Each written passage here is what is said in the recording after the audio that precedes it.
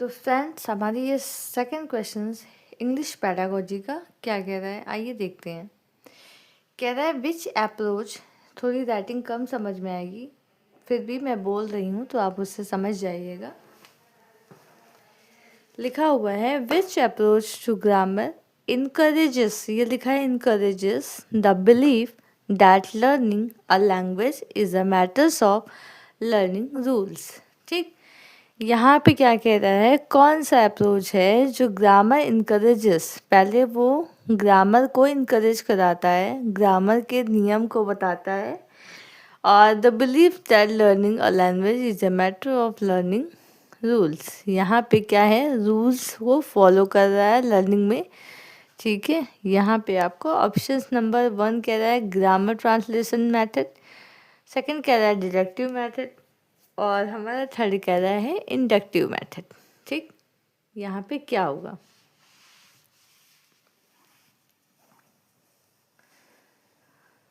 मुझे पता है कि अगर ऐसा कोई क्वेश्चन आएगा तो बच्चे पहले देखेंगे ग्रामर, ये ग्रामर और इनकरेजेस रूल्स। जब भी ऐसा कुछ देखेंगे तो बच्चे यही कहेंगे कि ग्रामर ट्रांसलेशंस मेथड होगा और उसी पे टिक कर देंगे।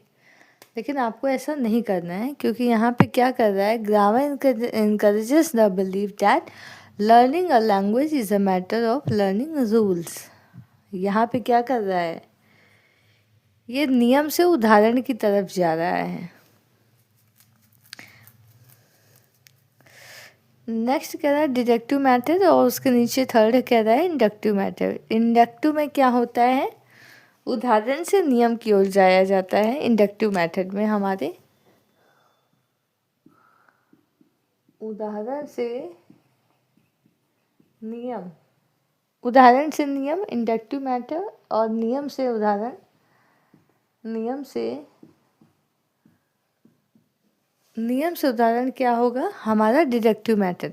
तो यहाँ पे ये बड़ी चीज़ें को बड़ी अप्रोच को फॉलो कर रहा है, बट रूल्स फॉलो कर रहा है। पहले रूल्स फॉलो कर रहा है ग्रामर्स के, फिर आपको उदाहरण देगा। ठीक, तो यहाँ पे ग्रामर ट्रांसलेशन मेथड तो किसी भी मतलब फोकस पे ही नहीं रखो आप कि ये क्या कह रहा है। ठीक है, यहाँ पे आपको लगाना है डिडक्टिव मेथड, क्योंकि यहाँ पे दिया हुआ है कि वो लर्निंग के लिए रूल्स का यूज़ कर रहा है।